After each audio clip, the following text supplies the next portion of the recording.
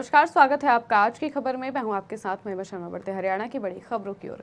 हरियाणा के मुख्यमंत्री नायब सिंह सैनी ने लाडवा विधानसभा के गांव कनीपला में भाजपा सदस्यता अभियान का शुभारंभ किया। सीएम सैनी ने कहा, कुरुक्षेत्र जिले में 3 लाख नए भाजपा सदस्य बनाने का लक्ष्य निर्धारित किया गया है और सभी भाजपा कार्यकर्ता सदस्यता अभियान में जुटे हुए हैं। इसके अलावा सीएम ने कहा कि भाजपा की पूर्ण बहुमत के साथ सरकार बनी है और हरियाणा में भाजपा का वोट प्रतिशत भी बढ़ा है।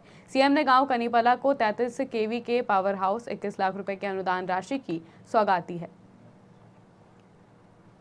अंबाला में हरियाणा के परिवहन बिजली मंत्री अनिल विज ने कांग्रेस पर निशाना साधा। मंत्री ने निशाना साधते हुए कहा कि राहुल गांधी को पूरी जानकारी लेकर बोलने की नसीहत दी है और कहा कि कांग्रेस को वहां से भी हटना चाहिए जहां से उन्होंने जीत हासिल की है। वहीं दूसरी ओर केजरीवाल के मुफ्त बिजली वाले बयान पर पलटवार करते हुए उन्होंने कहा कि अब तो सुप्रीम कोर्ट ने भी सरदारों को मुफ्त चीजें बांटने से पहले सोचने की बात कही है।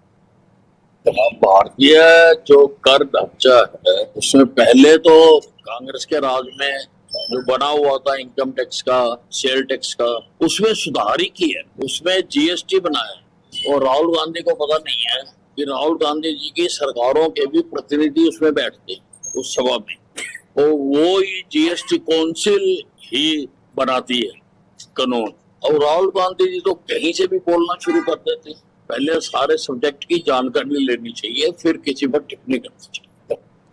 करनाल में पुलिस ने बड़ा खुलासा किया है। दरअसल महिला सरपंच के घर पर फायरिंग मामले में पुलिस ने 3 आरोपियों को गिरफ्तार कर लिया है, जिसमें मुख्य साजिशकर्ता एक युवक और उसकी मां और भांजा शामिल है। ये हमला पुरानी रंजिश के चलते करवाया गया था। गोली चलाने वाले शूटर अभी भी फरार हैं, जिनकी तलाश जारी है। सरपंच के पिताजी पे गोलियां चली थी, तो फायर भी किए थे जी। तो उसमें हमने 3 लोगों को अरेस्ट किया है जी। एक पुलिस रिमांड पे है 12 तारीख तक।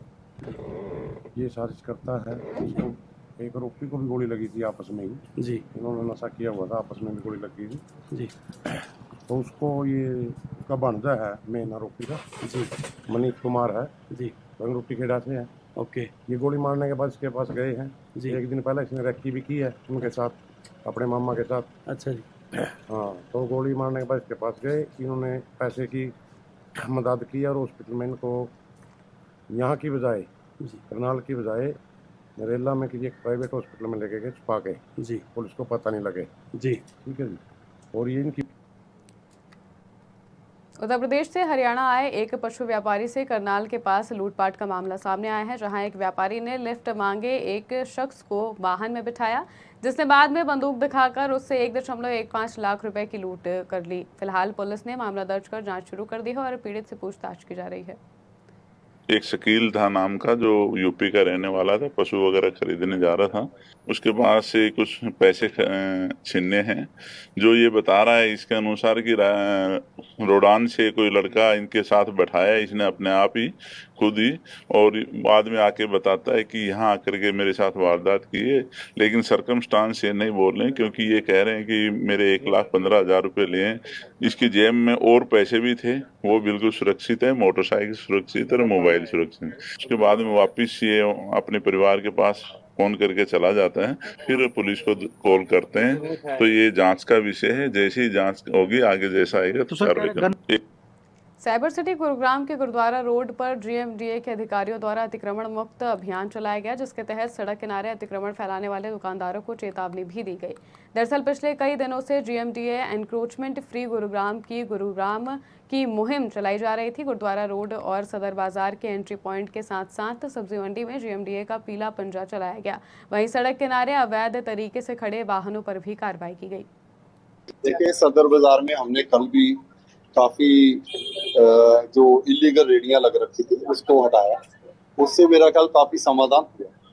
मैंने पहले भी बोला है कि हम किसी भी दुकानदार के केस में ना ही बिना दुकानदारों के सलाह मशवरा के साथ बिना उसके हम कोई डायरेक्ट एक्शन नहीं लेंगे। लेकिन जो हमने बुनियादी करवाई है, जिन लोगों को हमने पहले बोल दिया था, वो लोगों में सुधार आना चाहिए। जैसे आप ये सब्जी मंडी देखें, मेरे हिसाब से जितनी मैं असेसमेंट कर सकता हूँ, 70% इम्प्रूवमेंट इस बाजार में है। 70% का मतलब लोगों ने अपनी दुकान के आगे जो जितनी दुकान है उतना बाहर लगाया था, वो शायद उतना नहीं है, शायद 1-2% होगा।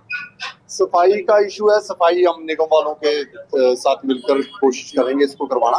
एंट्री पर मैंने कुछ जो उन्होंने थड़े बना रखे थे वो तुलवाए हैं। एंट्री पॉइंट्स जो हैं वो एटलीस्ट अगर खुले रहेंगे तो जो मेन रोड के ऊपर ट्रैफिक है वो कम हो। जितनी मैं हरियाणा की खबरों में फिलहाल इतना ही। देश और दुनिया की तमाम खबरों के लिए देखते रहिए आज की खबर।